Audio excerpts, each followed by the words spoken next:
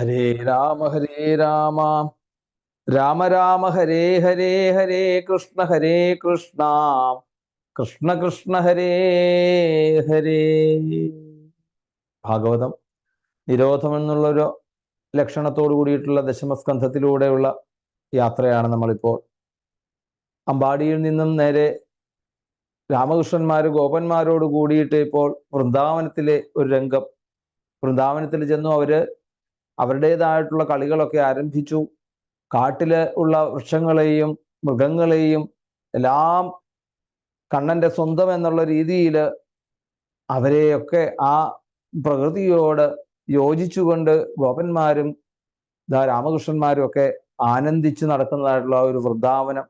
ഇപ്പൊ വൃന്ദാവനത്തിന്റെ ഒരു ലീലയിൽ നമ്മളിപ്പോ അഘാസുരൻ എന്നു പേരായിട്ടുള്ള അസുരൻ ഒരു പെരുമ്പാമ്പിൽ ആവേശിച്ചുകൊണ്ട് ആ പെരുമ്പാമ്പിന്റെ ഗുഹയിലൂടെ അല്ലെങ്കിൽ ആ വായിലൂടെ എല്ലാവരെയും അകത്താക്കുകയും ആ അകത്താക്കിയതിൽ നിന്നും ഭഗവാൻ തന്റെ വിശ്വരൂപത്തെ എടുത്തുകൊണ്ട് അവനെ ആ അഘാസുരനെ നിഗ്രഹിച്ച് അതിൽ നിന്നും ആ ഗോപന്മാരെയെല്ലാം രക്ഷിച്ചു കൊണ്ടതായിട്ടുള്ള കഥ നേരെ ഗോപന്മാര് തൻ്റെ ഗൃഹങ്ങളില് അമ്മമാരോട് ചെന്ന് പറഞ്ഞു, ഇന്നലെ ഞങ്ങൾ വലിയൊരു പെരുമ്പാമ്പിനെ കണ്ടു എന്ന്. എപ്പോഴാ അത് പറഞ്ഞത്? കൗമാരപ്രായം കഴിഞ്ഞു. 5 വയസ്സ് വരെ കൗമാരമാണെങ്കിൽ 6-ാം വയസ്സാകുമ്പോഴേക്കും പൗഗണ്ഡമാണ്. കൗമാരപ്രായത്തില് ഇവര് കാട്ടിൽ പോയിട്ട് പൗഗണ്ഡത്തിലാണ് തിരിച്ചവിടെ എത്തുന്നത്.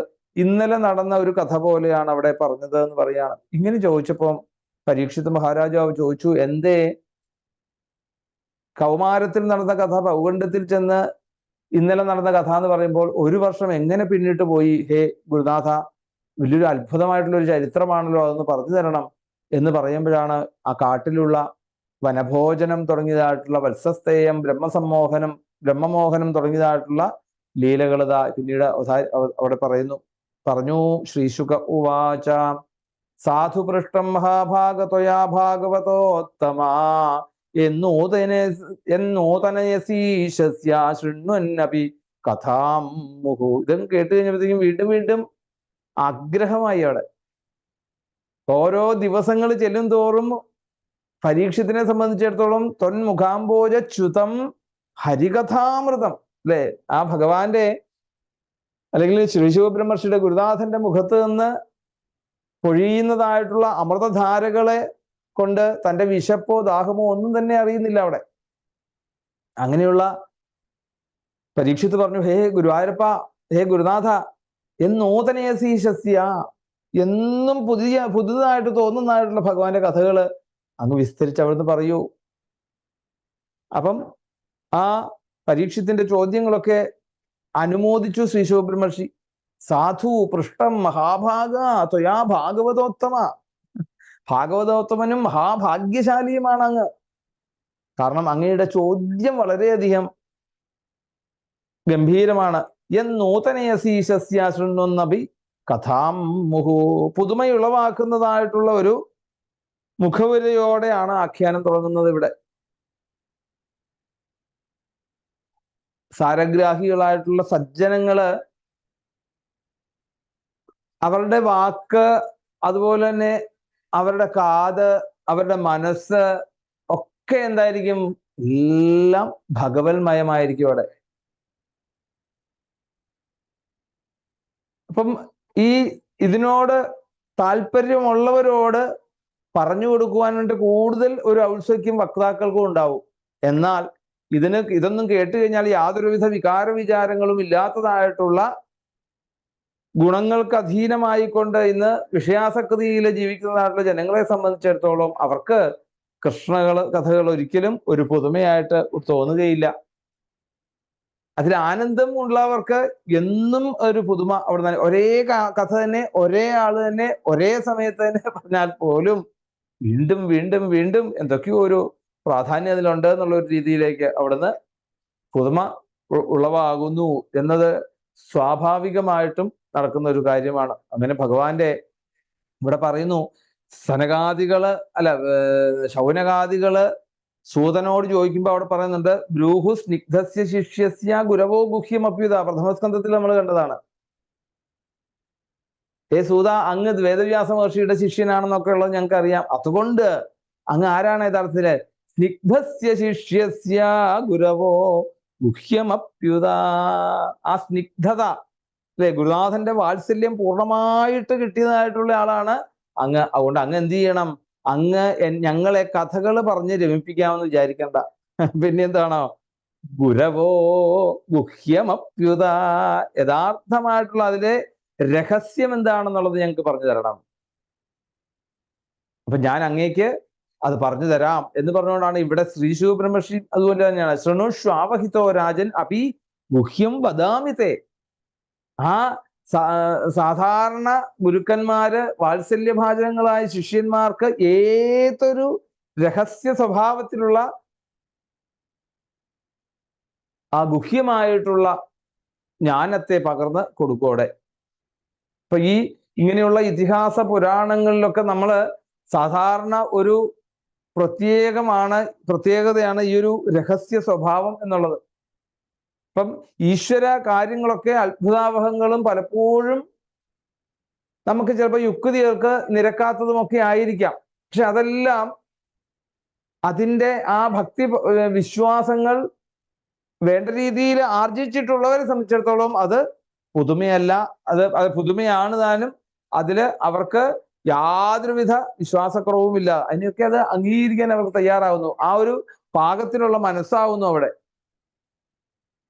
അല്ലാതെ എത്ര കൊട്ടി ഘോഷിച്ചു കഴിഞ്ഞാലും ഈശ്വര വിമുഖന്മാരായിട്ടുള്ള അവരെ സംബന്ധിച്ചിടത്തോളം അവർക്ക് അതിൽ നിന്നും ഒന്നും സ്വീകരിക്കാനില്ല എന്ന് മാത്രമല്ല, ദുർവ്യാഖ്യാനം ചെയ്യുകയും ചെയ്യോടെ, അങ്ങനെ പരിഹസിക്കും. ഇങ്ങനെ ഈ ഒരു രീതിയിലേക്ക് സംഭവിക്കാതിരിക്കുവാൻ വേണ്ടിയിട്ടാണ് അവിടെ രഹസ്യം എന്നുള്ള രീതിയിൽ അവിടെ കാണിക്കുന്നത്. രഹസ്യമായിട്ട് അത് പറഞ്ഞു കൊടുക്കുക, ഇത് എല്ലാവരും അറിയേണ്ടതല്ല എന്നുള്ള രീതിയിൽ അതിന്റെ ആ രഹസ്യ സ്വഭാവത്തിലേക്ക് മാറ്റുന്നതിന്റെ കാര്യം അതാണ്. എന്തായാലും അവിടെ അഘാസുരന്റെ മുഖമാകുന്ന ആ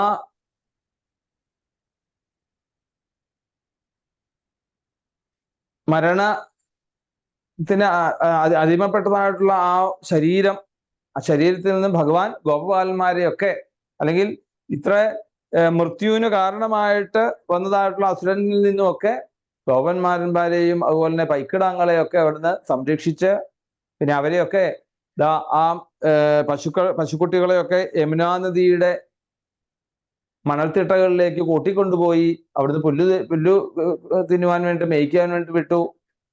എന്നിട്ട് പറഞ്ഞു അവരോട്, ഹേ ഗോപന്മാരെ, ഇവിടം നമുക്ക് എത്ര മനോഹരമാണ് കളിക്കാനായിട്ടുള്ള ഒരു സ്ഥലം. എല്ലാ വിഭവങ്ങളും ഇവിടെ നിറഞ്ഞു നിൽക്കുന്നു.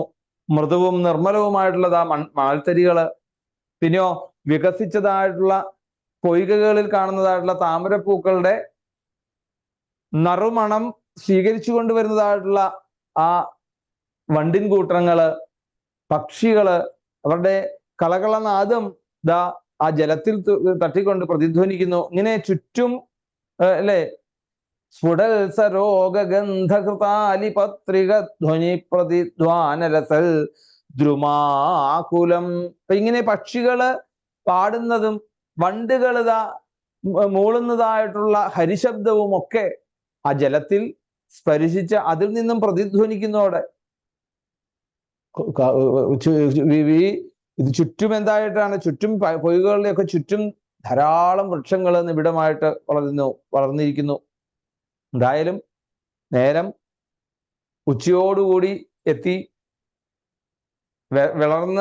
വിശന്ന് ഇതായിട്ടിരിക്കുന്നതായിട്ടുള്ള ഗോപന്മാര് അവരോട് പറഞ്ഞു, നമ്മളെല്ലാവരും വിശന്നിരിക്കുകയാണ്, നമുക്കൊരു കാര്യം ചെയ്യാം, നമുക്കിവിടെ വെച്ച് ഭക്ഷണങ്ങൾ കഴിക്കാം. അത്ര ഭോക്തവ്യമസ്മാഭിർദിവാരൂഢം ക്ഷുധാർദിതൈഹി വത്സാസമീപേ പീത്വാ ചരന്തു ശനഹൈസ്തൃണാം. പശുക്കുട്ടികള് സമീപ പ്രദേശത്തായിട്ട് വെള്ളം കുടിച്ച് അവരിതാ മെല്ലെ പുല്ല് തിന്നുവാൻ വേണ്ടിയിട്ട് അവരങ്ങ് പോയി. അതിനുശേഷം എല്ലാവരും സന്തോഷത്തോടുകൂടി ആ ഭക്ഷണങ്ങൾ നിറച്ചതായിട്ടുള്ള അമ്മമാര് കൊടുത്തുവിട്ടതായിട്ടുള്ള ആ ഉറികള് ഒക്കെ കെട്ടഴിച്ച് ഭഗവാന്റെ ഒപ്പം ഇരുന്ന് ഭക്ഷണം കഴിക്കുവാൻ വേണ്ടിയിട്ട് അവര് ആരംഭിച്ചു കുട്ടികൾ. അപ്പം കാട്ടിൽ അവരെല്ലാവരും എന്താണ്, കൃഷ്ണന്റെ അടുത്തിരിക്കണം എന്നാണ് എല്ലാവരുടെയും ഒരു ആഗ്രഹം. കണ്ണന്റെ അടുത്തിരുന്ന് കഴിക്കണം എന്നൊരു ആഗ്രഹം. അത് തന്നെയല്ല, അമ്മ പ്രത്യേകം അല്ലെ കണ്ണന് കൊടുക്കുവാൻ വേണ്ടി തന്നെ പ്രത്യേകം ആ ഓരോരോ ദ്രവ്യങ്ങള് തന്നിരിക്കുന്നു. അപ്പൊ അതൊക്കെ കണ്ണന് കൊടുക്കണമെങ്കിലൊക്കെ എന്ത് വേണം, കണ്ണന്റെ അടുത്തിരുന്നാലേ സാധിക്കുള്ളൂ. ഇങ്ങനെ എല്ലാവരും അങ്ങോട്ട് ആഗ്രഹിച്ചു എന്ന് പറയാണ്.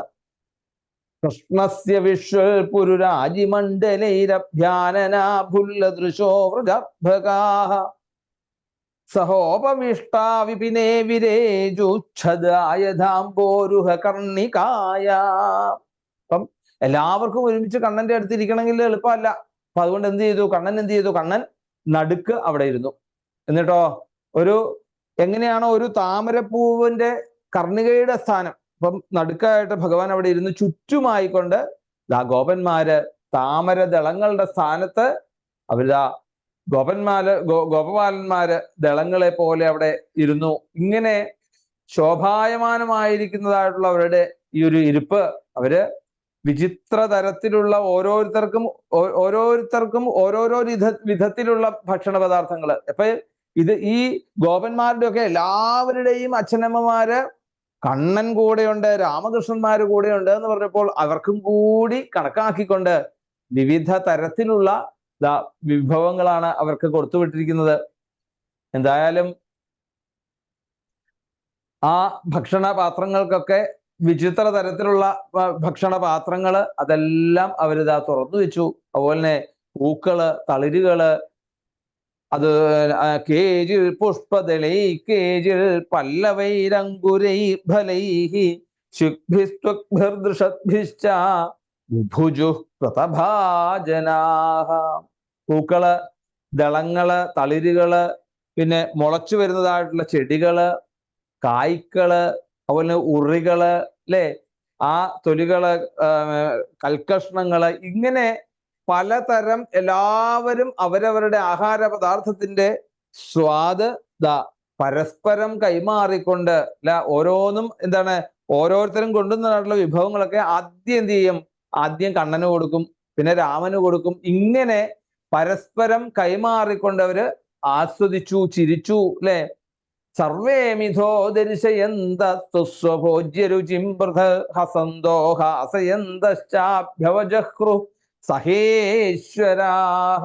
പിന്നെ അവര് ചിരിച്ചും ചിരിപ്പിച്ചും ഒക്കെ അങ്ങനെ സാക്ഷാൽ ആ ഗുരുവായൂരപ്പനോട് കണ്ണനോടുകൂടി അവരിതാ ഗോപപാലന്മാരൊക്കെ ആഹാരങ്ങൾ കഴിച്ചു. ഇപ്പൊ ഭക്ഷണം കഴിക്കുന്നതിനിടയ്ക്ക് അല്ലെ പൈക്കുട്ടികളുടെ മേൽ ശ്രദ്ധ കുറഞ്ഞു പോകാം. ഇവിടെ എന്താണ്, കണ്ണന്റെ കൂടെയുള്ള ആഹാരം കഴിക്കുന്ന സമയത്ത് അവിടെ കുറഞ്ഞു പോകാം. അപ്പം അങ്ങനെ അത് വഴിതെറ്റി പോയെന്ന് വരാം. അങ്ങനെ വരാതിരിക്കുവാൻ വേണ്ടിയാണ് അവിടെ വത്സാൻ ആരുധ്യശാദ്വലേ എന്ന് അവിടെ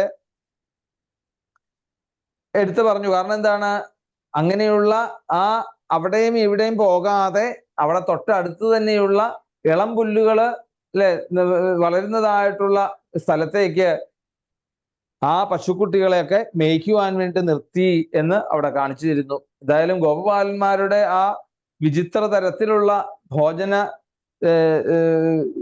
പാത്രങ്ങളും അതുപോലെ അതിലുള്ള ഓരോരോ ഉപദംശങ്ങളും ഒക്കെ എല്ലാവരും പരസ്പരം കൊടുത്തത് സ്വീകരിച്ചു. ഇങ്ങനെ കൃഷ്ണന്റെ ചുറ്റും അല്ലെ അവരുടെ ആ ഒരു ഇരിപ്പും ഒക്കെ ഒരു വലിയൊരു താമരപ്പൂ വിടർന്നിരിക്കുന്നത് പോലെ അവിടുന്ന് മുകളിൽ നിന്ന് നോക്കുമ്പോൾ കാണാൻ സാധിക്കും. അങ്ങനെയുള്ള ആ ഭഗവാന്റെ ഒരു മനോഹര ചിത്രമാണ് പിന്നീട് ആ വേദവ്യാസ മഹർഷി വരച്ചു കാണിക്കുന്നത്. ബിഭ്രത് വേണും ജഠരപട്ടയോ ശൃംഗവേത്രേ ച കക്ഷേ വാമേ പാണോ മസൃണകപലം തൽഫലാന്യങ്കുലീഷു തിഷ്ഠൻ മധ്യേ സ്വപരി സുഹൃദോഹാസയൻ നർമ്മഭിശ്വൈ സ്വർഗേ ലോകേ മിഷതി ബുഭുജേ യജ്ഞഭുക് ബാലകേളി. അവിടുന്ന് പറഞ്ഞു ഭഗവാൻ ഗോൾഡൻ നിറത്തിലുള്ള അല്ലെ പീതാംബരപ്പെട്ട് ഉടുത്തിട്ടുണ്ട്. ഈ പീതാംബരപ്പെട്ടിന്റെ ഉടുത്തിട്ട് തന്നെയല്ല, വന്നപ്പോ തന്നെ ആ ആഭരണങ്ങൾ മുഴുവൻ അഴിച്ചു വെച്ചു. പിന്നെന്താണ്, അവിടുന്ന് തളിരുകളും കർണികാര പുഷ്പങ്ങളെ കൊണ്ടൊക്കെയാണ് അവിടെ ആഭരണങ്ങൾ അണിഞ്ഞിരിക്കുന്നത്. അപ്പം താൻ കൊണ്ടുവന്നതായിട്ടുള്ള ആ ഒരു ഉഷ്ണീഷം, ആ ഉഷ്ണീഷം എടുത്ത് നേരെ എന്ത് ചെയ്തു, ആ പീതാംബരത്തിന്റെ ചുറ്റുമായിട്ട് വലിഞ്ഞങ്ങോട്ട് കെട്ടി. അങ്ങനെ ആ ഉടുത്ത വസ്ത്രത്തിന് മുകളില് ഉത്തരീയം എടുത്തങ്ങോട്ട് മുറുക്കി കെട്ടിയതുപോലെ കാണാൻ സാധിക്കും. ബിഭ്രദ്വേണും ജഠരപടയോ ശൃംഗവേത്രേച്ച കക്ഷേ. അങ്ങനെയുള്ള ആ ഇടത്തെ കക്ഷത്തില് വിളിക്കുന്നതായിട്ടുള്ള കൊമ്പ് അവിടെ സൂക്ഷിച്ചിരിക്കുന്നു.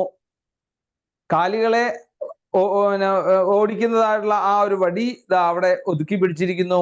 ഇടത്തെ കയ്യിലിതാ തൈര് കൂട്ടി കൊച്ചതായിട്ടുള്ള ചോറുള്ള, യശോദാമ്മ കൊടുത്തുവിട്ടതായിട്ടുള്ള ചോറുള്ള, അതുപോലെ തന്നെ ഉപ്പേരി, ഉപ്പിലിട്ടത് മുതലായ വിഭവങ്ങളൊക്കെ ഈ ഇടത് കൈവിരലുകൾക്ക് ഇടയിലൂടെ ആ പാവയ്ക്ക കൊണ്ടാട്ടമൊക്കെ അതിന്റെ നടുക്കത്തെ ആ ഒരു എന്താണ് ബീജം തട്ടിക്കളഞ്ഞിട്ട് അത് ഇങ്ങനെ ഒരു മോതിരം പോലെ ഇങ്ങനെ ഓരോരോ വിരലുകളില് തത്ഫലാന്യങ്കുലീഷു. എന്നിട്ടോ ഇങ്ങനെ ഓരോന്നും ധരിച്ചുകൊണ്ട് രണ്ട് കൈകളിലും, ഇടത്തെ കൈകളിൽ ചോറുള്ള, ഇപ്പൊ എന്തൊക്കെയാണോ നമ്മള് ആഹാരം കഴിക്കുമ്പോൾ നോക്കേണ്ടതായിട്ടുള്ള നിയമങ്ങൾ, ഈ നിയമങ്ങൾക്കൊക്കെ വ്യത്യാസമായിക്കൊണ്ട് ഭേദിച്ചുകൊണ്ട് ആ ഗോപന്മാരുടെ കൂടെ ഇരുന്നു കൊണ്ട് ആസ്വദിച്ച് ഭഗവാൻ ആ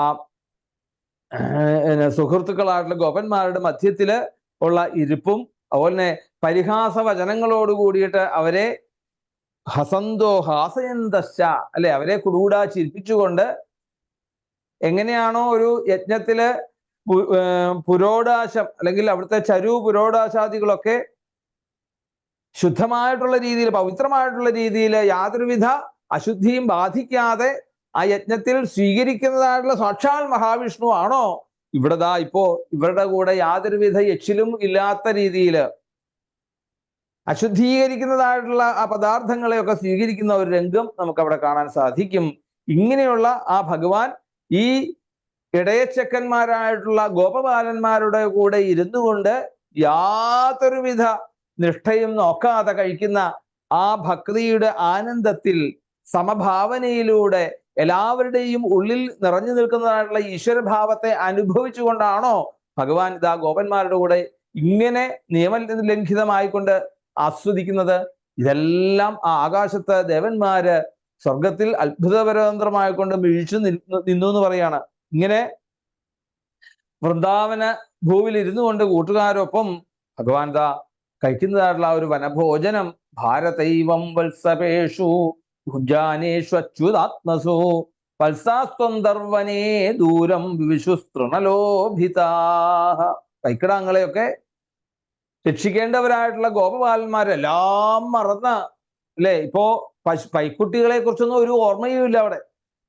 അമ്മമാര് കൊടുത്തു വിട്ടതായിട്ടുള്ള എല്ലാ ആഹാരങ്ങൾക്ക് അമ്മമാര് കൊടുക്കുമ്പോൾ തന്നെ ഒരു മാധുര്യമുണ്ട്. അതുകൂടാതെ എന്താണ്, കണ്ണന്റെ കൈകളിലൂടെ കിട്ടുമ്പോൾ, അല്ലെ, അമ്മ തന്നതായിട്ടുള്ള ആ വിഭവം അത് കണ്ണന് കൊടുത്തു കഴിഞ്ഞിട്ട് കഴിക്കുമ്പോഴത്തേക്ക് എന്തായി, അത് പ്രസാദമായിട്ട് മാറുന്നു, അല്ലെ. ഇങ്ങനെ ഇരട്ടി മാധുര്യത്തോടുകൂടി, ഇരട്ടി സ്വാദോടുകൂടി ആ ഗോപന്മാര് എല്ലാം മറന്ന് ആ ലീലയില് ആറാടി അവിടെ.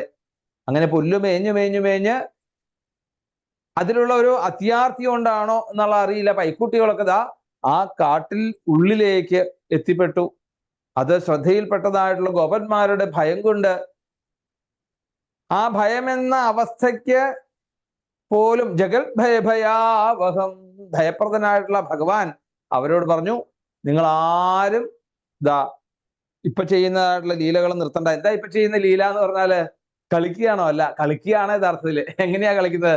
ഊണ് കഴിച്ച് കളിക്കുക, അല്ലെ.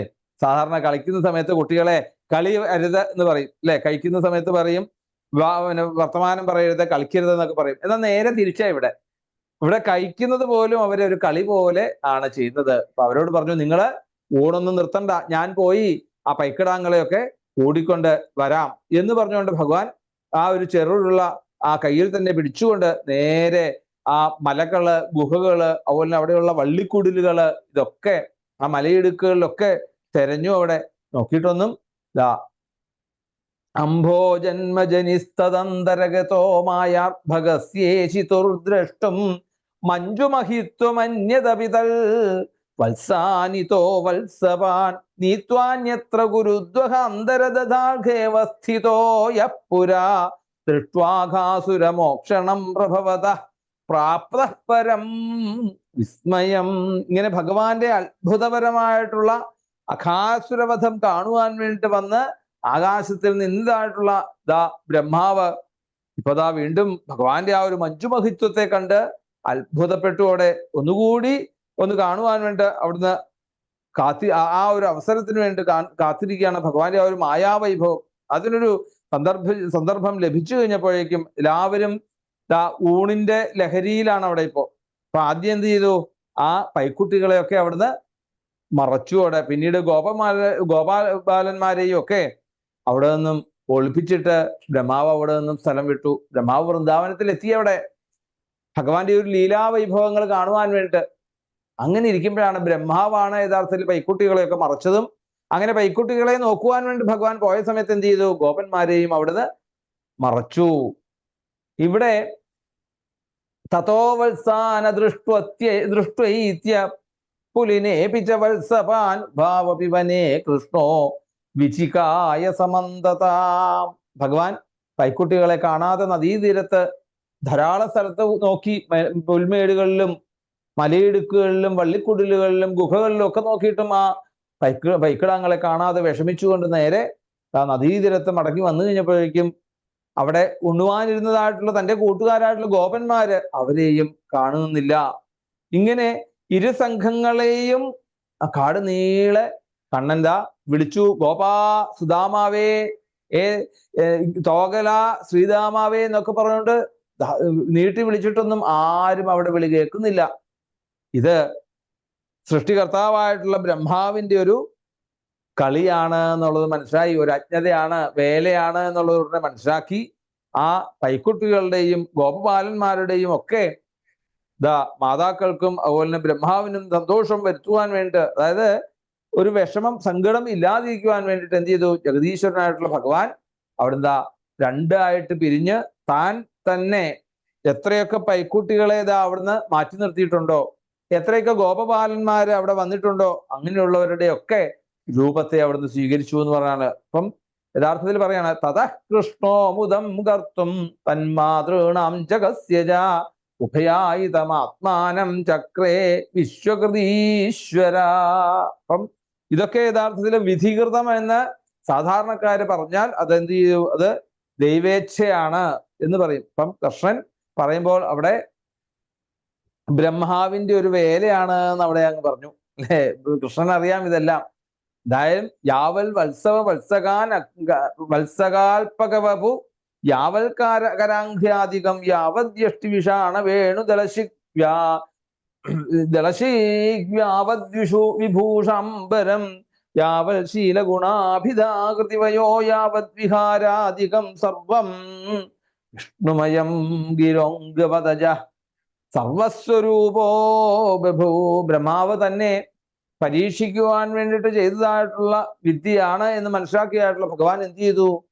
അവിടെ സർവം വിഷ്ണുമയം ജഗത്ത് എന്നുള്ള ഒരു പ്രമാണത്തെ അവിടെ ആ ആപ്തവാക്യത്തിന്റെ പൊരുള് ആ ബ്രഹ്മാവിനെ ബോധ്യപ്പെടുത്തുവാൻ എന്നാണോ അറിയില്ല. എത്ര ഗോപന്മാരുണ്ടായിരുന്നുവോ അവരുടെ ഒക്കെ രൂപത്തെ സ്വീകരിച്ച് പൈക്കുട്ടികളുടേതും അത് കണ്ടാൽ തീരെ മാറിപ്പോകാത്ത വിധത്തിലുള്ള, അതായത് വെളുത്ത പശുവുണ്ട്, കറുത്ത പശുവുണ്ട്, ഗോപിക്കുറിയുണ്ട്, പുള്ളിയുള്ള പശുക്കളുണ്ട്. ഇങ്ങനെ അതാത് പശുക്കൾക്ക് ഏതൊക്കെയാണോ അവരുടെ കരചരണാദി അവയവങ്ങളും അവരുടേതായിട്ടുള്ള കൊമ്പ് തുടങ്ങിയതായിട്ടുള്ള എല്ലാ സാമഗ്രികളും ഒക്കെ ശീലം ഗുണം ഒക്കെ തന്നെ എല്ലാ സ്വഭാവത്തോടും കൂടി ആ അവരുടെ ക്രീഡകൾക്ക് ഒന്നും ഒരു മാറ്റമില്ലാത്ത രീതിയിൽ ഭഗവാൻ അവിടെ ജന്മാതിരഹിതനായിട്ടുള്ള ഭഗവാൻ പല രൂപത്തിൽ അവിടെ ആ കാട്ടിൽ വിളങ്ങി എന്ന് പറയാണ്. അപ്പം ശരിക്കും പറഞ്ഞാൽ ഇവിടെ ഒരു അടിയന്തര ഘട്ടമാണ് ശരിക്കും അല്ലെ? അഘാസുരവധം കാണുവാൻ വേണ്ടിയിട്ട് ആകാശത്ത് വന്നതായിട്ടുള്ള ബ്രഹ്മാവ് തൻ്റെതായിട്ടുള്ള ഒരു പരീക്ഷണത്തിന് അവസരം കാത്തിരിക്കുകയാണ്. അങ്ങനെ പൈക്കുട്ടികൾ വഴിതെറ്റി അലഞ്ഞത്, അതുപോലെ ഗോപബാലന്മാരുടെ ശ്രദ്ധ മുഴുവനും ആ വനഭോജത്തിൽ മുഴുകിയിരിക്കുന്നത്, ബ്രഹ്മാവ് തൻ്റെ മായാവിദ്യകളെ കൊണ്ട് ഈ പൈക്കുട്ടികളെയൊക്കെ ഒളിപ്പിച്ചു എങ്കിൽ അവര് തിരിഞ്ഞു പോയതായിട്ടുള്ള ആ ഭഗവാൻ തൻ്റെ അസാന്നിധ്യത്തിലെ ബലരാമന്മാരെയും കൃഷ്ണൻ ആ കാണെ തൻ്റെതായിട്ടുള്ള ആ ഒരു ശൗര്യം അവിടെ വിലപ്പോവില്ലെന്നുള്ളത് മനസ്സിലാക്കിക്കൊണ്ട് ഭഗവാൻ ഇതിനൊന്നും യാതൊരുവിധ മാറ്റങ്ങൾ വരാത്ത രീതിയിലേക്ക് അതിനെ കൊണ്ടുപോയി. എന്തായാലും സർവാത്മാവായിട്ടുള്ള ഭഗവാൻ താനാകുന്ന പശുക്കുട്ടികളെ, താനാകുന്ന ഗോപബാലന്മാരിൽ മാരെ കൊണ്ട് അല്ലെ പരിശീലിപ്പിച്ച് അല്ലെങ്കിൽ ആട്ടി ഓടിപ്പിച്ചുകൊണ്ട് അവരവരുടെ ക്രീഡകൾ കളിച്ച് ഗോകുലത്തിലേക്ക് എത്തി എന്ന് പറയാണ്. എന്തായാലും പൈക്കുട്ടികളെ, തൊഴുത്തുകള് മാറിപ്പോകാതെ തന്നെ എല്ലായിടങ്ങളിലേക്കും എത്തിച്ചു. ഗോപബാലന്മാരെയോ എല്ലാവരുടെയും അവരവരുടെ അമ്മമാരുടെ അടുത്തേക്ക് കൊണ്ടുപോയി അവിടെ എത്തിച്ചു. ഇപ്പോഴൊക്കെ എന്താണ്, ബ്രഹ്മാവ് യഥാർത്ഥമായിട്ടുള്ള ഗോപന്മാരും പശുക്കളെയൊക്കെ മറച്ചു വെച്ചിരിക്കുകയാണ്. ഭഗവാൻ തന്നെ ഓരോരോ രൂപം. അപ്പൊ ഒരിക്കല് യശോദാമ ഈ ഉണ്ണിയെ കുളിപ്പിക്കുമ്പോഴും ആ യശോദാമ ഉണ്ണിയെ ആഹാരം കൊടുക്കുന്ന സമയത്തൊക്കെ കാണുമ്പം അവർക്ക് തോന്നാറുണ്ട്, എന്നെങ്കിലും ഞങ്ങൾക്ക് ഒരിക്കല് ആ യശോദാമയ്ക്ക് കിട്ടിയായിട്ടുള്ള ഒരു ഭാഗ്യം, ഹേ ഗുരുവായൂരപ്പ, ഞങ്ങൾക്ക് അവരെ എനിക്ക് കണ്ണനെ ഒന്ന് കുളിപ്പിക്കാൻ സാധിച്ചിരുന്നെങ്കിൽ, അല്ലെ കണ്ണനെ ഒന്ന് പൊട്ടുതൊടിപ്പിക്കാൻ സാധിച്ചിരുന്നെങ്കിൽ, ആ കണ്ണനെ ഒന്ന് ആഹാരം കൊടുത്ത് തൃപ്തിപ്പെടുത്തുവാൻ സാധിച്ചിരുന്നെങ്കിൽ, ആ മടിയിലെടുത്തൊന്ന് വെച്ച് മൂർധാവിലൊന്ന് ചുംബിച്ച് ആ യശോദാമ അനുഭവിക്കുന്നതായുള്ള ആ ഒരു ആനന്ദത്തെ എന്നെങ്കിലും ഹേ കണ്ണ ഞങ്ങൾക്കും അതിനൊരു ഭാഗ്യം ഉണ്ടാവുമോ എന്ന് ഓരോരോ ഗോപബാലന്മാരുടെയും അമ്മമാര് പ്രാർത്ഥിച്ചിട്ടുണ്ടെങ്കിൽ ആ പ്രാർത്ഥനയുടെ ഫലം ഇന്ന് അവിടെ ഭഗവാൻ സഫലമാക്കി കൊടുക്കുകയാണ്. അതുപോലെ തന്നെയാണ് പൈക്കുട്ടികളും, അല്ലേ, തൻ്റെ അകട്ടിൽ വന്ന ഹേ കണ്ണ ലേശം പാല് കുടിക്കണേ അങ്ങനെ തൻ്റെ പൈക്കുട്ടികളായിട്ട് എങ്കിലും ആ കണ്ണൻ ഞങ്ങൾക്ക് വന്നാൽ ഞങ്ങൾക്ക് എത്ര കൊണ്ട് സന്തോഷമായിരുന്നേനെ എന്ന് ആ പൈക്കുട്ടികളുടെ പ്രാർത്ഥനയാണോ എന്നറിയില്ല. ഇപ്പോ ആ പൈക്കുട്ടികളായിക്കൊണ്ടും ഗോപബാലന്മാരായിക്കൊണ്ടും ഒക്കെ എല്ലാവരെയും അനുഗ്രഹിച്ച് നിൽക്കുന്നു. തത്തദ്വത്സാൻ നീത്വാ തത്തൽ ഗോഷ്ഠേ നിവേശ്യസ തത്തദാത്മാഭവദ്രാജം തത്തൽ സന്മ പ്രവിഷ്ടവാൻ. അങ്ങനെ പൈക്കുട്ടികളെയൊക്കെ തൊഴുത്തുകൾ മാറിപ്പോകാതെ അവിടെ കൊണ്ട് കെട്ടി, അങ്ങനെ വൈകുന്നേരം ആയിക്കഴിഞ്ഞപ്പോഴേക്കും അല്ലെ പതിവ് രീതിയിൽ ആ വേണുനാദം കേട്ടുകൊണ്ട് അമ്മമാരൊക്കെ അവരുടെ സന്താനങ്ങളെയൊക്കെ ഗൃഹത്തിലേക്ക് തിരിച്ച് സ്വീകരിക്കുവാൻ വേണ്ടിയിട്ട് അവിടെ അമ്പാടിയിലേക്ക് എത്തി, ഗോപന്മാരെ കൊണ്ടുപോകാൻ വേണ്ടി. എന്തായാലും ആ കുട്ടികൾക്ക് പകരം വന്നതൊക്കെ എന്താണ് യഥാർത്ഥത്തില് സാക്ഷാൽ പരബ്രഹ്മസ്വരൂപിയായിട്ടുള്ള ഭഗവാന്റെ രൂപങ്ങളാണെന്നൊന്നും അവര് അറിഞ്ഞിട്ടില്ല.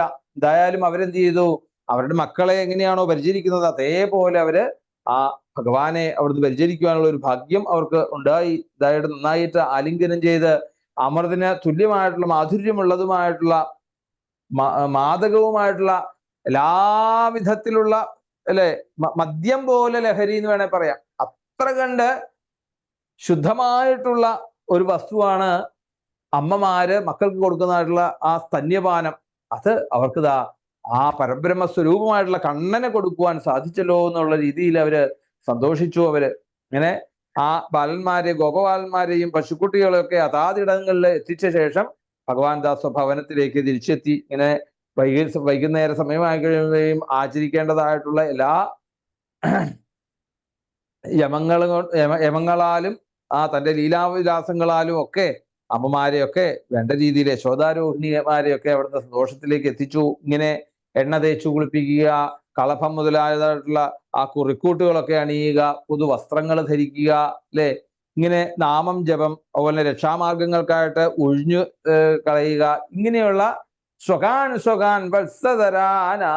വത്സതരാനപായൻ മുഹുർലിഹന്ത്യ സ്രവദൗധ സംഭയാ. ഇങ്ങനെ രക്ഷാമാർഗങ്ങളൊക്കെ ചെയ്യുവാൻ വേണ്ടിയിട്ട് അവരിതാ കുട്ടികളെയൊക്കെ ആ അമ്മമാര് വിളിച്ചുകൊണ്ട് പോയി. ഇങ്ങനെ മേയാൻ പോയതായിട്ടുള്ള പൈക്കുട്ടികള് അവര് തൊഴുത്തുകളിലൊക്കെ തിരിച്ചെത്തി. അവരൊക്കെ എന്നിട്ട് എന്തായി, ഹും എന്നുള്ളൊരു ശബ്ദം കൊണ്ട് ആ താന്താംഗങ്ങളുടെ ആ കിടാങ്ങളെയൊക്കെ അവിടുന്ന് ആ തൻ്റെ ആ എന്താണ് ഉദരത്തിനോട് ചേർത്തങ്ങോട്ട് അവരെ നക്കിക്കൊണ്ടുമൊക്കെ ആ പൈക്കുട്ടികളെ അല്ലെ ഈ സാക്ഷാൽ പരബ്രഹ്മമാകുന്ന ഭഗവാനാണ് എന്നുള്ളത് മനസ്സിലാക്കാതെ ആ പൈക്കുട്ടികളെ തൻ്റെ സ്വന്തം കുട്ടികളെന്നുള്ള രീതിയിലേക്ക് നക്കി തോർത്തിക്കൊണ്ട് അവര് ആ അകിട്ടിലെ പാല് സ്തന്യപാനം അവിടെയും ചെയ്യിച്ചു. അപ്പം മാധവൻ എന്നുള്ളൊരു പേര് തന്നെ വരാൻ കാരണം എന്താണ്, ഭഗവാന് മാനുഷ രൂപം ധരിച്ചവൻ എന്നുള്ളത് കൊണ്ടാണ് മാധവൻ എന്നുള്ളൊരു പേര് തന്നെ ഭഗവാൻ വന്നത്. അപ്പൊ ഗോപികമാരോ അല്ലെങ്കിൽ പശുക്കളോ എല്ലാം അവരവരുടെ കുട്ടികള് എന്ന് തന്നെ അവര് മനസ്സിലാക്കി അല്ലെങ്കിൽ ധരിച്ചോടെ സാക്ഷാൽ പരബ്രഹ്മ സ്വരൂപിയായിട്ടുള്ള ഭഗവാന്റെ മായാവിലാസമാണ് ഇത് എന്നുള്ളത് അവരൊരിക്കലും അറിഞ്ഞിട്ടില്ല എന്ന് പറയുകയാണ് അവിടെ. എന്തായാലും പശുക്കൾക്കും ഗോപന്മാർക്കും ഒക്കെ ഈ കുട്ടികളില് സ്നേഹാധിക്യത്തോടുകൂടി തന്നെ അവർക്ക് പെരുമാറാൻ സാധിച്ചു. അത് ഒഴിച്ചു കഴിഞ്ഞാലോ മറ്റു കാര്യങ്ങളിലൊക്കെ പഴയ രീതിയിൽ തന്നെ അവിടെ മാതൃഭാവം അവിടെ അനുഭവപ്പെട്ടു. ഇതൊരു മായയാണെന്നുള്ള കാര്യം തോന്നിപ്പിക്കാതെ ഭഗവാൻ അവിടെയും പഴയവരുടേതുപോലെയുള്ള ആ മാതൃത്വ ഭാവം അവിടെ ഉണ്ടായി എന്ന് പറയാണ്. എന്തായാലും പ്രജൗകസാംസ്വതോകേഷു സ്നേഹവല്യാബ്ദമന്വഹം ശനൈർനിസീമവൃതേ യഥാ കൃഷ്ണേ ത്വപൂർവവൽ. ഇങ്ങനെ ആ ഗോകുലവാസികൾക്ക് ഒരു വർഷം അല്ലെ ഒരു സംവത്സരം സ്വതോകേഷു സ്നേഹവല്യ അബ്ദമന്വഹം. ഇപ്പം ഒരു സംവത്സരം വരെ സ്വന്തം ആ കുട്ടികളിലുള്ള വാത്സല്യമാകുന്നതായിട്ടുള്ള ആ ലത കൃഷ്ണനിൽ എന്നോണം അളവറ്റതായിട്ടും അതുപോലെ തന്നെ അപൂർവമായിട്ടും ഒക്കെ നാൾത്തോറും അവിടെ ക്രമേണ വർദ്ധിച്ചു വന്നു. അവരുടെ ആ ഒരു വാത്സല്യത്തിനുള്ള ആ ഒരു മാധുര്യം വർദ്ധിച്ചു വന്നു അവിടെ. എന്തായാലും ആത്മസ്വരൂപിയായിട്ടുള്ള ആ ഭഗവാൻ പൈക്കുട്ടികളെയൊക്കെ മേയ്ക്കുക എന്നുള്ള ഒരു വ്യാജേന തന്നെ കുട്ടികളായിക്കൊണ്ടും അല്ലെ പൈക്കുട്ടികളായിക്കൊണ്ടും ഒക്കെ അവിടുന്ന് മേയിച്ച് ആ ഗോപബാലന്മാരെയും ഒക്കെ താൻ തന്നെ ആയിട്ട് മാറിയവിടെ. അങ്ങനെ വ്രജത്തിലും വനത്തിലുമായിട്ട് ഒരു കൊല്ലം ഇങ്ങനെ ഈ ഒരു കളി അവിടെ നടന്നു. ഇങ്ങനെ ഒരു സംവത്സരം തികയുവാൻ വേണ്ടി ഏകദേശം ഒരു 5-6 രാത്രികള് ഏകദാചാരയൻ വത്സാൻ സരാമോ വനമാവിശൽ പഞ്ചഷാസു ത്രിയാമാസു ഹായനോപുരണീശ്വജ ഹായനാപൂരണീശ്വജ. അങ്ങനെ ഒരു 5-6 ദിവസങ്ങൾക്ക് മുമ്പായിക്കൊണ്ട് ഒരു ദിവസം ആ ബലരാമനോടുകൂടി പൈക്കിടാങ്ങളെയൊക്കെ മേയിച്ചുകൊണ്ടിരുന്നു. അങ്ങനെ ഇരിക്കെ ഒരു നാൾ ആ ഗോവർദ്ധന പർവ്വതത്തിന്റെ മുകളിലായിക്കൊണ്ട് മേഞ്ഞു നടന്നതായിട്ടുള്ള പശുക്കള് അവിടെ നിന്ന് കുറേ ദൂരത്തായിക്കൊണ്ട് ആ ഗോകുലത്തിന്റെ സമീപ പ്രദേശത്തേക്ക് മേയുന്ന പൈക്കുട്ടികളെയൊക്കെ അവിടുന്ന് കണ്ടു. ഇങ്ങനെ കണ്ടു കഴിഞ്ഞപ്പോഴേക്കും ആ പശുക്കളുടെ കൂട്ടം തന്നെത്താൻ മറന്ന് അവയോടുള്ള ആ ഒരു വാത്സല്യാദി രേഖത്താൽ തങ്ങളെ മേയ്ക്കുന്നവരെയും അതുപോലെ വഴിയിലുള്ള ദുർഘടങ്ങളും ഒക്കെ വകവെക്കാതെ ഓടി ഹും ഹും ഹും എന്നുള്ള ഒരു അവരുടേതായിട്ടുള്ള ഒരു ശബ്ദം പുറപ്പെടുവിച്ചുകൊണ്ട് ആ അവരുടെ പൂഞ്ഞയ്ക്ക് മുകളിലായിക്കൊണ്ട് മുഖവും വാലും പൊക്കിയും അതുപോലെ തന്നെ പാൽ ചുരത്തിയും ഒക്കെ ആ 2 കാൽ മാത്രമുള്ളവയെന്ന് തോന്നുമാറുള്ള വേഗതയോടെ അവർ ഓടിയെത്തി അവിടെ. അപ്പൊ തങ്ങൾക്ക് വേറെ കുട്ടികൾ ഉണ്ടെങ്കിലും ആ താഴ്വാരത്തിലെത്തി ഉടനെ തന്നെ ആ പശുക്കള് അവയെ വിഴുങ്ങുകയാണോ എന്ന് തോന്നിക്കുമാർ ആ പൈക്കുട്ടികളെയൊക്കെ നക്കി തോർത്തി തുടച്ചു അവിടെ. എന്തായാലും സ്വന്തം പാൽ അവിടുന്ന് ആ കുട്ടികൾക്ക് കൊടുത്തു. ഗോപന്മാരുടെ കുട്ടികളും അവിടെ നിൽക്കുന്നതായിട്ട് കണ്ടു. അവയെ മേയ്ക്കുന്ന മുതിർന്ന ഗോപന്മാര് അവരൊക്കെ അവിടുന്ന് തടഞ്ഞിട്ടും വകവെക്കാതെ ഓടിയതായിട്ടുള്ള ആ പൈക്കളെ ഓർത്തുകൊണ്ട് സ്വന്തം ആ പരിശ്രമം വിഫലമായതില് ലജ്ജയും ഉണ്ടായി, അതുപോലെ തന്നെ കോപവും ഉണ്ടായിക്കൊണ്ട് അവരും ഓടിയെത്തി. അങ്ങനെ നിൽക്കുന്നതായിട്ടുള്ള സ്വന്തം കുട്ടികളെ കണ്ട് ഗോപന്മാരുടെ മനസ്സ് അലിഞ്ഞു എന്ന് പറയാണ്. എന്തായാലും അവരുടെ ദേഷ്യമൊക്കെ ശമിപ്പിച്ചു. എന്നിട്ട് ഗോപന്മാര് കുട്ടികളെ എടുത്ത് ഗാഠമായിട്ട് പുണർന്നു. അവരവരുടെ കുട്ടികളെയൊക്കെ എടുത്ത് ഗാഠമായിട്ട് പുണർന്ന് ചുംബിച്ച് ആനന്ദ ആ നിർവൃതിയിലേക്ക് ആടി. ഇങ്ങനെയുള്ള ഒരു മായാനാടകം അല്ലെ അവിടെ തിരശീലയിടാറായി.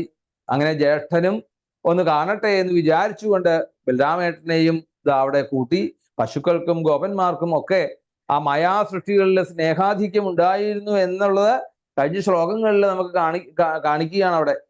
എന്തായാലും പിന്നെ വാർദ്ധക്യം ബാധിച്ചവരായിട്ടുള്ള ഗോപന്മാര്, വാർദ്ധക്യം എന്നുള്ള രീതിയിൽ എന്ന് വെച്ചാൽ ഈ 1 വർഷം നീണ്ടു. ഇപ്പം അങ്ങനെയുള്ള ആ കുട്ടികളുടെ ആലിംഗനത്താൽ ആനന്ദ നിർവൃതിയോടുകൂടി അത് തന്നെ ഓർത്ത് കണ്ണീർ തൂക്കിക്കൊണ്ട് മനസ്സോടെ പതുക്കെ അവിടെ നിന്നും ആ കണ്ണനിൽ നിന്നും വിട്ട് ആ കുട്ടികളെയും കൊണ്ട് അവിടുന്ന് പോയി. അങ്ങനെ ഗോകുലത്തില് ഗോക്കൾക്കും അതുപോലെ തന്നെ ഗോപികൾക്കും ഒക്കെ എല്ലാവർക്കും സ്തന്യപാനത്തിൽ നിന്നുമൊക്കെ വിട്ടുപോയതായിട്ടുള്ള അല്ലെങ്കിൽ നിർത്തിയതായിട്ടുള്ള കുട്ടികൾക്ക് പോലും അവിടുന്ന് ഇതാ പ്രേമാധിക്യം കൊണ്ട് കണ്ട് അതെങ്ങനെയെന്നുള്ളത് അറിയാതെ ബലരാമൻ പോലും അവിടുന്ന് ചിന്താകുലനായി എന്ന് പറയുകയാണ്.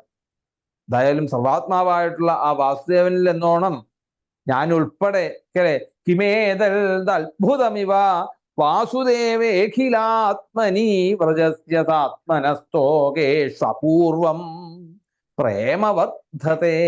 ഞാൻ ഉൾപ്പെടെയുള്ള എല്ലാ ഗോകുലവാസികൾക്കും ഇതാ കുട്ടികളിൽ അത്യഭൂതപൂർവമായിട്ടുള്ള ഒരു സ്നേഹാധിക്യം അവിടെ വരുന്നത് യാതൊരുവിധ ഇതുമല്ല, അത്ഭുതം തന്നെയാണ്. ഇത് കണ്ടതോടുകൂടി ബലരാമസ്വാമിക്ക് പോലും അത്ഭുതമായി എന്ന് പറയാണ്.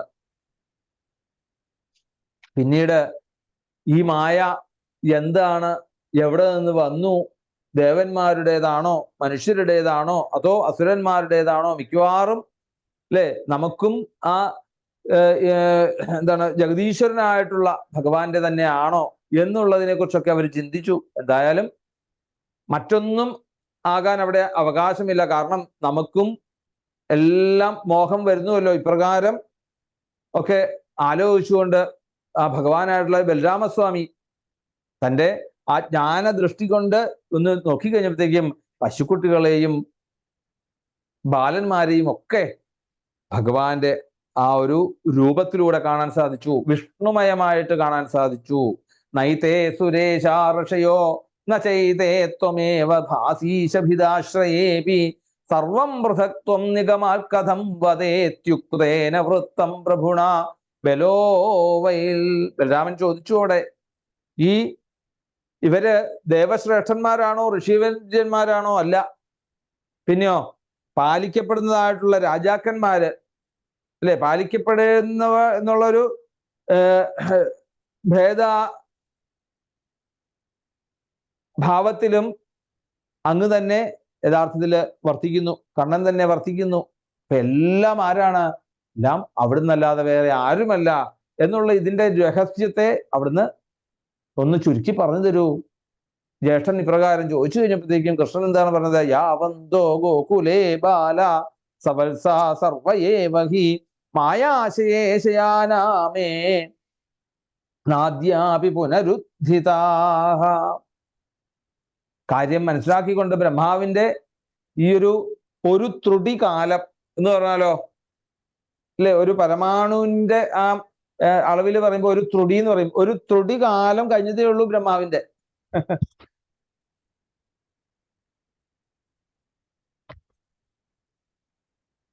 അങ്ങനെ ഒരു മനുഷ്യനെ സംബന്ധിച്ചിടത്തോളം എന്താണ്, ഒരു വർഷം ഇവിടെ പൂർത്തിയായി എന്ന് പറയാം. വൃന്ദാവനത്തിൽ വന്ന് നോക്കിക്കഴിഞ്ഞപ്പോഴേക്കും നേരത്തെ പോലെയുള്ള ഗോപബാലന്മാര് പൈക്കുട്ടികളെ മേയ്ക്കുന്നതായിട്ട് അതാ കാണുന്നു. കൂട്ടത്തിൽ ആരാണ്?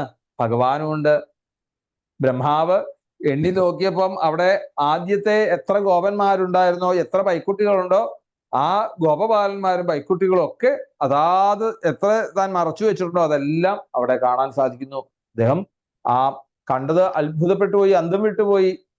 കാരണം തൻ്റെ മായ കൊണ്ട് മറച്ചവയെല്ലാം നമ്മുടെ സ്വാധീനത്തിൽ നിൽപ്പുണ്ട്. ഇവിടെ ബ്രഹ്മാവിന്റെ സ്വാധീനത്തിലുണ്ട്. ഒന്നുപോലും അവിടുന്ന് ഒരാൾ പോലും അവിടെ നിന്ന് മാറിയിട്ടില്ല, ഉണർന്നിട്ടില്ല യഥാർത്ഥത്തില്.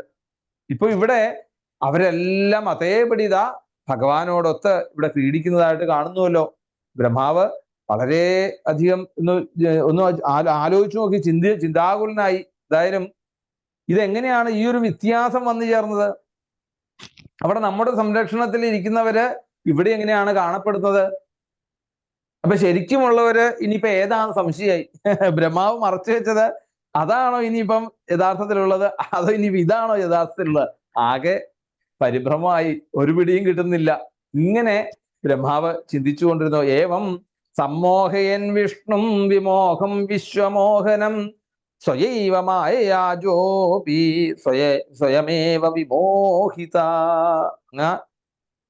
മോഹരഹിതനും അതുപോലെ ഈ ലോകത്തെ മുഴുവൻ മോഹിപ്പിക്കുവാൻ കഴിവുള്ളതായിട്ടുള്ള ആ മായാ മാണവകോഹരി എന്ന് പറയുന്നത് പോലെ മഹാവിഷ്ണുവിനെ, അങ്ങനെയുള്ള ആ ശ്രീകൃഷ്ണനെ മോഹിപ്പിക്കുവാൻ വേണ്ടി പുറപ്പെട്ടതായിട്ടുള്ള ബ്രഹ്മാവ് തൻ്റെ തന്നെ മായ കൊണ്ട് സ്വയമേവ മോഹിതനാവുകയാണ് യഥാർത്ഥത്തിൽ ഇവിടെ ചെയ്തത്. ഇപ്പം താൻ മറച്ചു വെച്ചത് ഏതാന്ന് പോലും അറിയാൻ വയ്യാത്തൊരവസ്ഥയിലേക്കായി. അങ്ങനെയുള്ള ഈ ഇരുളടഞ്ഞതായിട്ടുള്ള രാത്രിയില് മൂടൽ മഞ്ഞ് കൊണ്ടുണ്ടാകുന്നതായിട്ടുള്ള ഇരുട്ട് പോലെയൊക്കെ ആ പകൽ വെളിച്ചത്തില് ഒരു മിന്നാമിനിങ്ങിന്റെ ശോഭ പോലെ ആയിട്ടാണ് മഹാത്മാക്കളില് തൻ്റെ തുച്ഛമായിട്ടുള്ള ഒരു മായാപ്രയോഗം അവിടെ ശ്രമിക്കുന്നതിന്റെ ഐശ്വര്യം ക്ഷയിക്കുന്നത് എന്നുള്ളതൊക്കെ ബ്രഹ്മാവിന് മനസ്സിലായി. ബ്രഹ്മാവ് എന്ത് ചെയ്തു?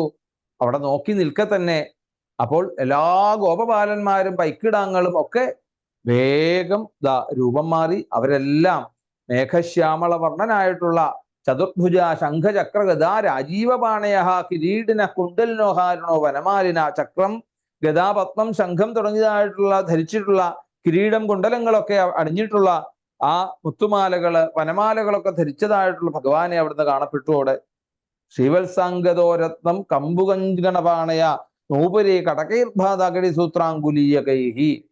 അപ്പം അവരുടെ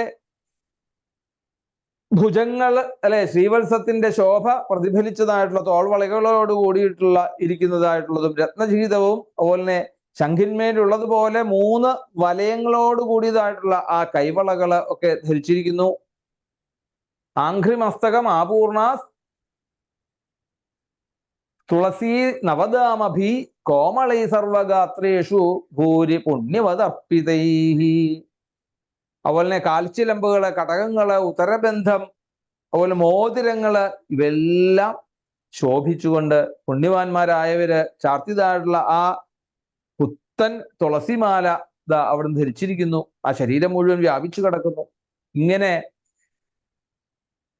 ആകാശത്തിന് സമം അല്ലെങ്കിൽ തൂമന്ദഹാസം എന്നൊക്കെ പറയല്ലേ, വെളുത്തതായിട്ടുള്ള അല്ലെ ആ വെണ്ണിലാവ് പോലെയുള്ള ഭഗവാന്റെ ആ പുഞ്ചിരി, ചുവപ്പാർന്നതായിട്ടുള്ള ആ കണ്ണുകളിൽ ഉള്ള ആ കടാക്ഷം, രജോ ഗുണം സത്വഗുണം ഇവയുടെയൊക്കെ സ്വാധീനത്തിൽ തൻ്റെ ഭക്തന്മാർക്ക് പുരുഷാർത്ഥങ്ങളെയൊക്കെ സാധിപ്പിക്കുന്നതിനുള്ള സന്നദ്ധ ആ മുഖത്ത് നിന്നും അവിടുന്ന് ബ്രഹ്മാവിന് കാണാൻ സാധിച്ചു. എന്തായാലും ബ്രഹ്മാവ് തുടങ്ങിയതായിട്ടുള്ള എല്ലാ ദേവന്മാരും ചരാചരങ്ങള് അവിടെയുള്ള സകല ചരാചരങ്ങളും നൃത്തങ്ങളും ഗീതങ്ങളും ഒക്കെ ആയിക്കൊണ്ട് അവിടുന്ന് ഉപാസിക്കുന്നു. അണിമാദ്യൈർ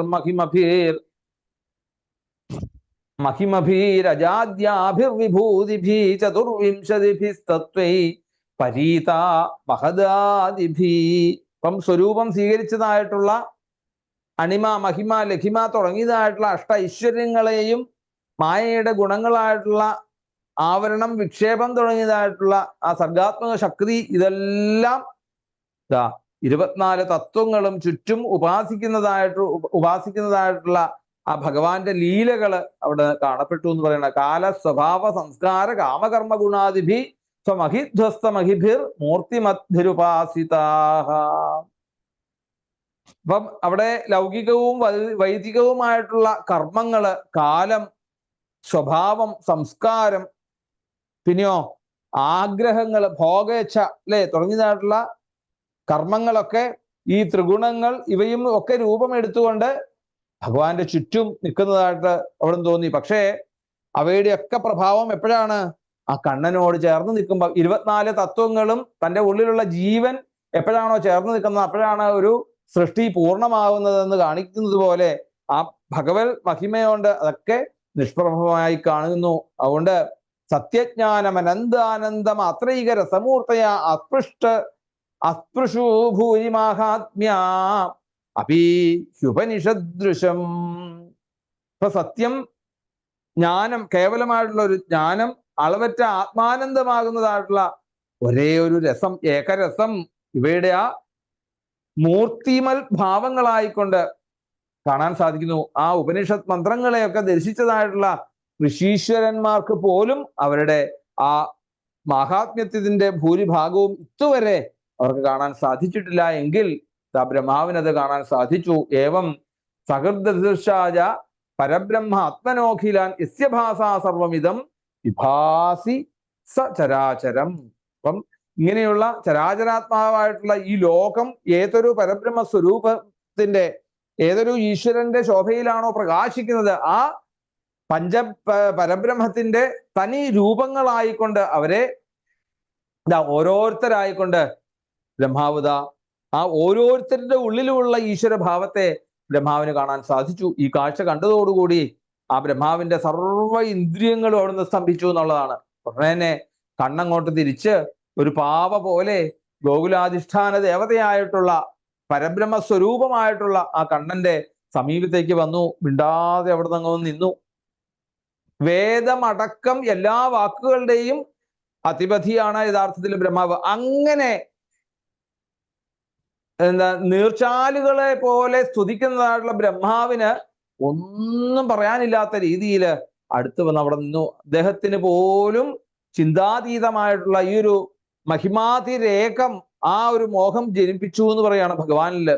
ഇങ്ങനെ ഭഗവാൻ പ്രകൃതിയേക്കാൾ ഉപരിയായിട്ടുള്ള പ്രകൃതിക്കും പരമായിട്ടുള്ള പുരുഷനാണെന്നുള്ളൊരു സത്യത്തെ അവിടുന്ന് മനസ്സിലാക്കാൻ സാധിച്ചു. വേദാന്ത വാക്യങ്ങള് ഒക്കെ നേരിട്ട് ഇന്ന് ബ്രഹ്മാവത് അനുഭവിക്കാൻ സാധിച്ചു. ഇങ്ങനെ ഈശ്വരനെ ജഡവസ്തുക്കളിൽ നിന്ന് എങ്ങനെയാണോ വേർതിരിപ്പിക്കാൻ സാധിക്കുന്നത് നമ്മൾക്ക് അറിയാം ഈശ്വരൻ എങ്ങനെയാണ് നമുക്ക് മനസ്സിലാക്കി തരുന്നത് വേദം.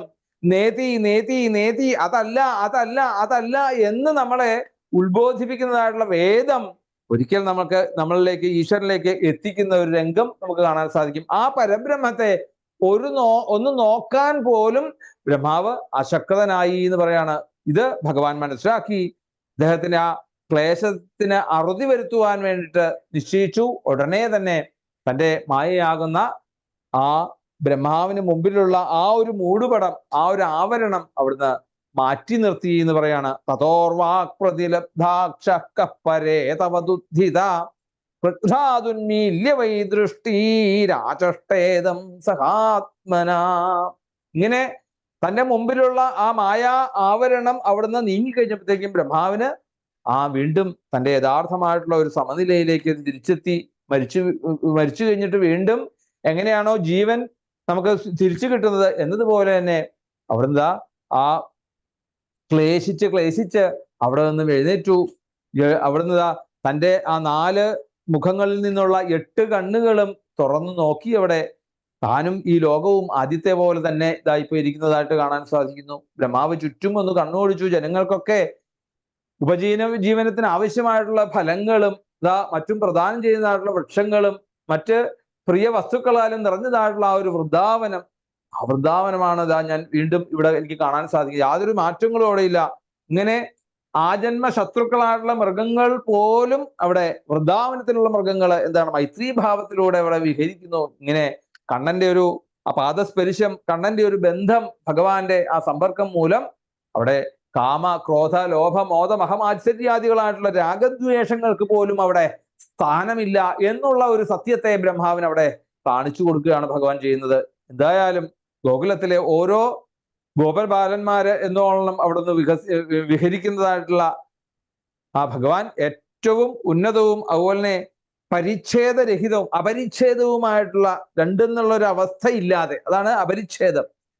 ഇങ്ങനെ കേവലം ബ്രഹ്മം തന്നെയാണ് എന്നുള്ളത് കാര്യം ബ്രഹ്മാവിന് പൂർണ്ണമായിട്ട് ബോധ്യപ്പെടുത്തി കൊടുത്തു. അവിടെ ദഹമിത ആ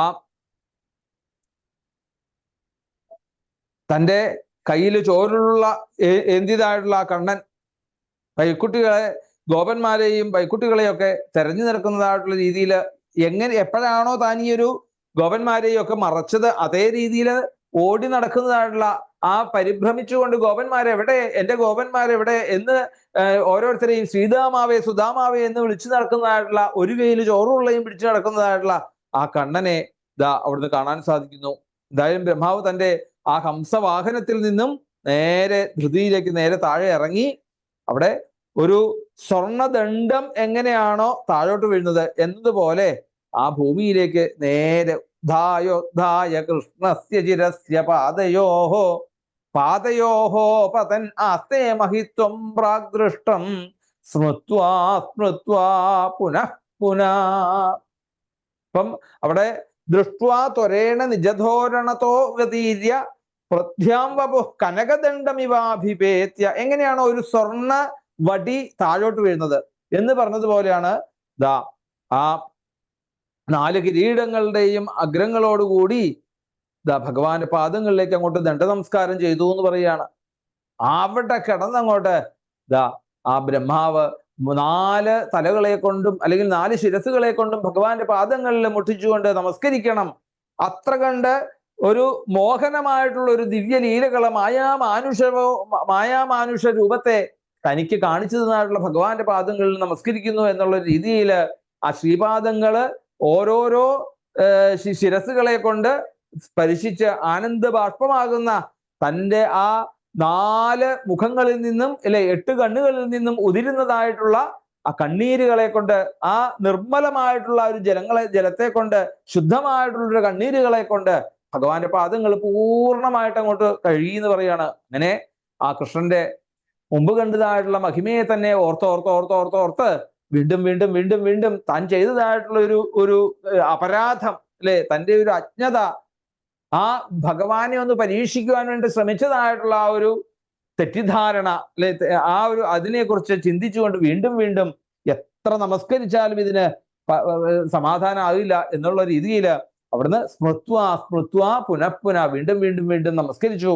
പിന്നെയോ ശനൈരഥോദ്ധായ വിമൃജ്യലോചനേ മുകുന്ദമുദ്വീക്ഷ്യ വിനമ്രകന്ധര കൃതാഞ്ജലി പ്രശ്രയവാൻ സമാഹിത സവേപതുർഗദ്ഗതയേളതേളയാ. അവിടെ സാവധാനം എഴുന്നേറ്റ് ആ 2 കണ്ണും തുടച്ച് ഭഗവാനെ നോക്കി ഒന്ന് തൻ്റെ ഉള്ളിലുണ്ടായിട്ടുള്ള ഈ ഒരു അജ്ഞത കൊണ്ട് സംഭവിച്ചതാണല്ലോ എന്ന് മനസ്സുകൊണ്ട് വിചാരിച്ചപ്പോഴത്തേക്കും ഒരു ലജ്ജ തോന്നി. ആ ഒരു ലജ്ജയുടെ ഭാരത്തോടുകൂടി ആ തലയൊക്കെ ഒന്ന് കുനിച്ചു. അങ്ങനെ നിന്ന് ശരീരം വേപഥു അവിടുന്ന് വേപഥു ഗദ്ഗതയേളതേളയാ, ശരീരം ഒന്ന് വിറച്ച് വീണ്ടും ധൈര്യം അവലംബിച്ചുകൊണ്ട് ആ ഭഗവാന്റെ പാദങ്ങളിൽ അല്ലെങ്കിൽ ഭഗവാന്റെ മുമ്പിൽ നോക്കിക്കൊണ്ട് കൈകൂപ്പി നിന്നുകൊണ്ട് വിനയാന്വിതനായിക്കൊണ്ട് ആ സ്തുതിവാചകങ്ങളായിക്കൊണ്ട് ബ്രഹ്മാവ് അവിടെ ഭഗവാനെ സ്തുതിച്ചു എന്ന് പറഞ്ഞുകൊണ്ടാണ് ഈ ഒരു അധ്യായം അവിടെ പൂർണ്ണമാകുന്നത്. ഭഗവാൻ സാക്ഷാൽ പരബ്രഹ്മ സ്വരൂപിയാണ് എന്നുള്ള ഒരു സത്വത്തെ ബ്രഹ്മാവിന് ആദ്യം അറിയായികയല്ല യഥാർത്ഥത്തില്. പക്ഷേ കൃഷ്ണന്റെ ആ മായയുടെ വലയ്ക്കകത്ത് പെട്ട അതിൽ നിന്നും എങ്ങനെയാണ് ഇതിനെ മനസ്സിലാക്കാൻ സാധിക്കുക? അല്ലെങ്കിൽ ഇനി മാർക്കണ്ഡേയൻ പറയുന്നുണ്ട് മായ എങ്ങനെയാണെന്ന് ചോദിക്കുമ്പോൾ മായ അവിടെ കാണിച്ചു കൊടുക്കുന്നുണ്ട്. ഇത് കഴിയുമ്പോഴത്തേക്കും പറയും ഇനി എനിക്ക് മായ കാണുകയേ വേണമെന്ന് പറയുന്നുണ്ട്. എന്നൊരു രീതിയില് ബ്രഹ്മാവ് ആ ഭഗവാനെ ഒന്ന് പരീക്ഷിപ്പിക്കാൻ വേണ്ടിയിട്ടാണോ ഈ മായയുടെ വൈഭവം അറിയുവാനാണോ എന്താണെന്നുള്ളത് അറിയില്ല. എന്തായാലും ദേവന്മാർക്ക് ഭൂസ്പർശം നിഷിദ്ധമാണെങ്കിൽ പോലും ഇവിടെ ആ മഹാപ്രഭു അപ്രകാരം ചെയ്ത് താൻ ചെയ്യാതിരിക്കണം എന്നുള്ളൊരു എന്താണ് അത് ചെയ്യിപ്പിക്കുന്നതും ചെയ്യാതിരിപ്പിക്കുന്നതും ഒക്കെ തന്നെ ഭഗവത് വൈഭവമാണ് എന്നുള്ളതൊക്കെ ബ്രഹ്മാവിന് അവിടെ ബോധ്യമായി എന്ന് പറയാണ്. എന്തായാലും ഇതിൽ നിന്നും എല്ലാം തൻ്റെ ഉള്ളിൽ ആ പരബ്രഹ്മ സ്വരൂപത്തെ ഉറപ്പിച്ചുകൊണ്ട് മായാവൈഭവങ്ങളെ മുഴുവൻ മനസ്സിലാക്കിക്കൊണ്ട് ഈ പ്രപഞ്ചത്തിലെ ഓരോ കണികകളും ഇന്ന് ചരിക്കുന്നുണ്ടെങ്കിൽ അതിൻ്റെ പുറകിലുള്ള ശക്തി ഒന്ന് തന്നെയാണെന്നുള്ള ഉറപ്പ് വരുത്തിക്കൊണ്ട് ബ്രഹ്മാവ് ഗംഭീരമായിട്ട് ഭഗവാനെ അവിടുന്ന് സ്തുതിക്കുന്നു. അപ്പോ ഭഗവാൻ ഈ ബ്രഹ്മാവ് പറയുന്നത് താൻ ചെയ്തതായിട്ടുള്ള ലീലകൾക്കൊക്കെ മൂലകാരണം ആരാണ്? ഭഗവാൻ തന്നെയാണ് ജയിച്ചതെങ്കിൽ അങ്ങനെയുള്ള ആ ഒരു ഭഗവാനെ മനസ്സിൽ ഉറപ്പിച്ചുകൊണ്ട് ബ്രഹ്മാവ് സ്തുതിക്കുന്നതൊക്കെയാണ് ഇനിയുള്ള അധ്യായങ്ങളിലൊക്കെ. അതൊക്കെ നമുക്ക് നാളെ നമുക്ക് ശ്രവിക്കാം. ഇന്ന് നമ്മൾ പതിവ് പോലെയുള്ള നാരായണീയത്തിലേക്ക് കടക്കാം.